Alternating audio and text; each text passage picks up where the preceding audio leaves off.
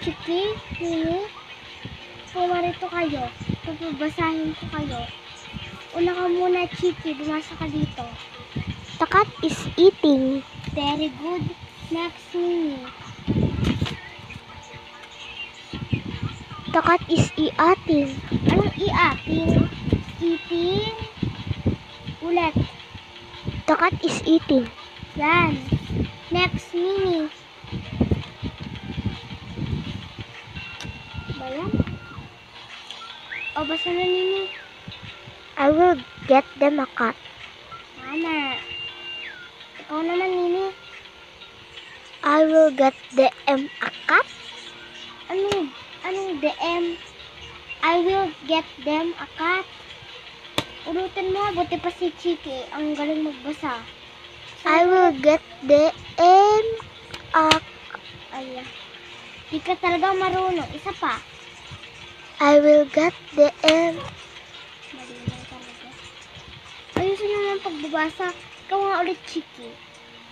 I will get them a cat. Chiki, ang galing magbasa.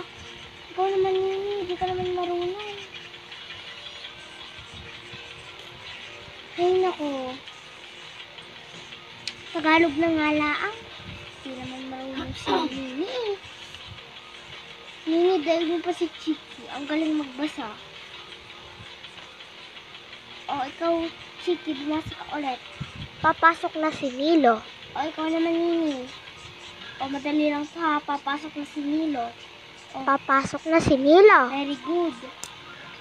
Ba't Tagalog lang alam mo, hindi English. Dapat pareho alam mo eh. Nako. Isa pa nga ulit, English ha. Dito ka lang, si Chiki. Chiki, pwede ka na umuwi. Okay po.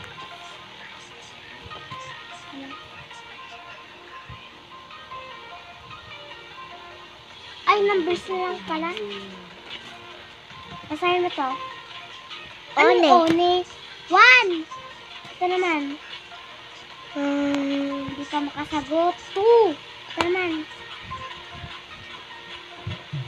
Hindi mo lahat masagot. 3. Ito naman. Four. Or 4. Ito naman. Five. Ano, Fibe? Nako, Nini. Di ka talaga marunong basa dahil ka pang Chiki. Sige na nga, umuwi ka na. Bukas na. Nakakaalis ka naman. Di mo alam. Dahil ka pa ni Chiki. Bala ka ha, di ka with honor. Sige na, alis na. Uwi na nga ako.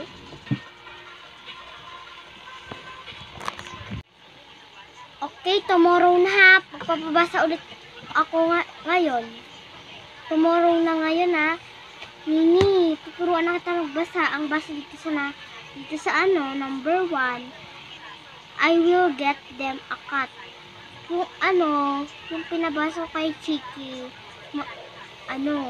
nababasa niya naman. Pero ikaw di mo alam eh. O, basahin mo to. I will get them a cat. Yan, very good.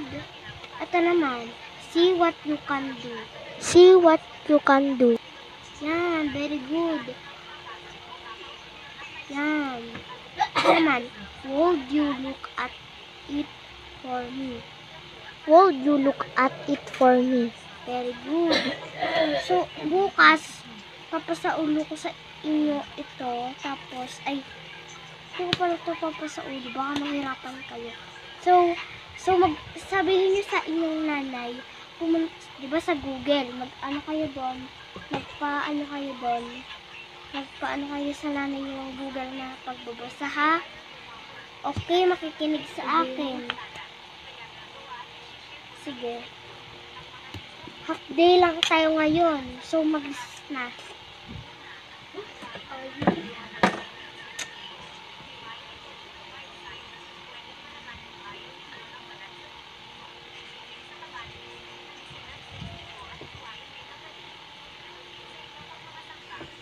Bibili lang sa kantin natin lang kayo.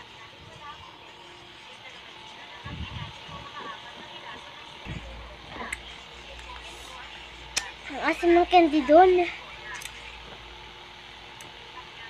Okay, half day na kayo. Pwede na mag-uwian.